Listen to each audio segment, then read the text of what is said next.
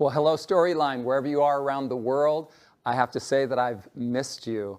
I hope you've missed me as well, but I know that with Jennifer, you've been moving through a bunch of extremely important insights regarding mental health and what it looks like to be a follower of Jesus in relationship with others. And so I know that was a blessing. And now I have the privilege of launching with you into a mini-series, a 3-part series that we've titled Closer Than Angels. I'm extremely excited about this material for 2 reasons. Number one, because it's absolutely mind-blowing what we're going to discover in Scripture on this topic. But secondly, because we have a booklet that we want to share with you titled Closer Than Angels. It's a new resource, kind of quasi-new, because I wrote this a number of years ago and it sold out so quickly and we were not able to bring it back into print until now. It sold fast for one reason, because the ideas and the concepts from Scripture that are unearthed in this little book are absolutely transformative regarding our picture not only of God, but our picture of ourselves in relation to God. What is God's plan for you and me? What are His aspirations for us? What is our ultimate destiny as human beings? And I'm going to be suggesting to you that salvation, just the mere salvation of our souls, is just the beginning of what God has in mind for us. And we want to share this resource with you absolutely free as a gift. That's how excited we are about it. So all you have to do is take advantage of the link that is provided, and all the information you need is right there, and we're going to drop this in the mail to you as a gift. I'm excited for you to read it, and we're going to break down some of the material, not all of it, but some of the material in this 3-part series.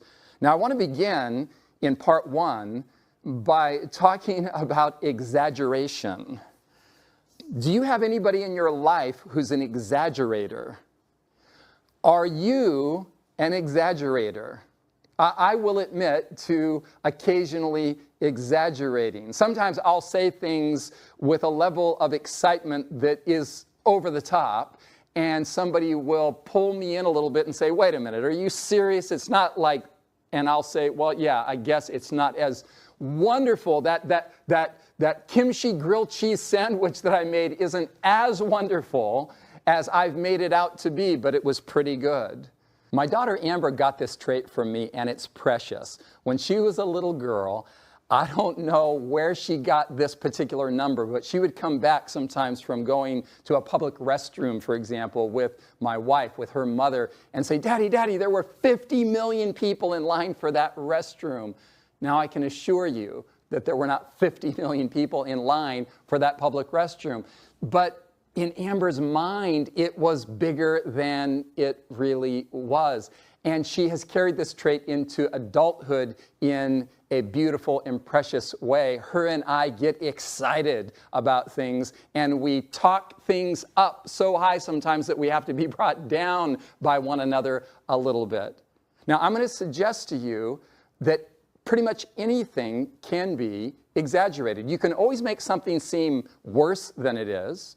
You can always make something seem better than it is.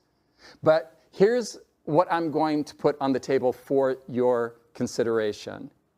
Literally anything can be exaggerated except one thing.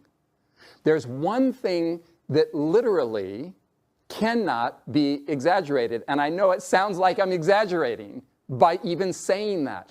But the one thing that cannot be exaggerated is the love of God for you and for me. No matter how many words, no matter how large the vocabulary, no matter how great the sentence structure, no matter what the poetry, the metaphors, whatever beautiful language we can bring to bear upon the love of God, we will come short of how truly wonderful and amazing it actually is. So in this series, I'm going to invite you to embark with me on a journey to probe into the wonder of God's love for you and me. Not merely his love for us, but the effect and impact of his love in our actual lives. What is God's plan and purpose for us?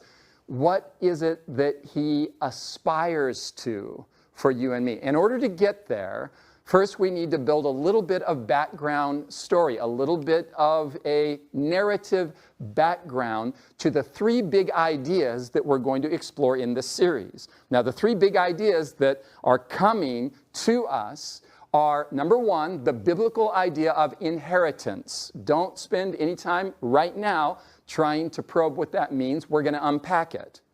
Then we're going to look at, in part 2 of this series, enthronement. This is a very, very large idea, a big idea that it's almost too much to take in.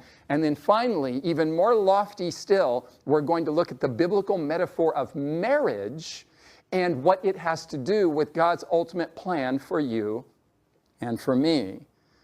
And as we build this picture, we need some narrative background. Now, according to the Bible, you and I, we as human beings, we're not alone in the universe. We live in an inhabited universe. In Job chapter 38, verses 4 and 7, in the dialogue that occurred between God and Job, the Lord finally says to Job, "Were you there when I laid the foundations of the earth, Job?" Job, you've been laying all of these charges against me, complaining against me. I understand you're suffering, you're going through a lot. But Job, were you there when I laid the foundations of the earth? And then in verse 7, God describes something interesting. When the morning stars sang together and all the sons of God shouted for joy. What we have here is what we might call a chronology of creation. That is to say, in the text, we see that when God creates planet Earth and the human race, there were witnesses to the event. Witnesses in two categories: the sons of God and the stars of God that shouted for joy. They sang at the creation of planet Earth and the human race. So if these individuals, let's call them, are witnessing the creation of our world and of the human race, that means that they predate the human race in existence. That is to say, God had already made them, because there they are, like spectators, if you will, in the bleachers of the universe, watching God create the human race and planet Earth. Now, who are these sons of God and stars of God? Well, first of all, the sons of God. We know who they are because earlier in the same book of the Bible, the book of Job, chapter 1, verse 6, we have this very interesting usage of the term sons of God. Now, there was a day when the sons of God came to present themselves before the Lord, and Satan came also among them. Notice what's happening in the text. There's a day when the sons of God come to present themselves before the Lord, and Satan came among them. And then verse 7, and the Lord said to Satan, "From where do you come?" So Satan answered the Lord and said, "From going to and fro on the earth and walking back and forth on it." I want you to notice in the passage that there are some key features. Number one, we notice that the sons of God, they convene in meetings before the Lord. Number two, when they convene in meetings before the Lord, it says they came to the meeting. That is, they came from other locations in the universe.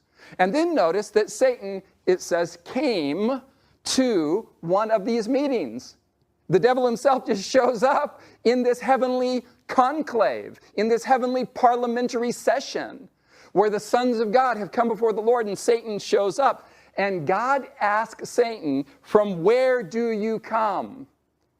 It's a point of origin question. You're here representing what part of my vast universe? Which implies that the other sons of God are there in this heavenly congress. They are there from different places in the universe as representatives of the places they have come from. Satan, in the text, claims planet Earth as his realm, his domain. And there's a whole backstory there in Scripture where God had created Adam to be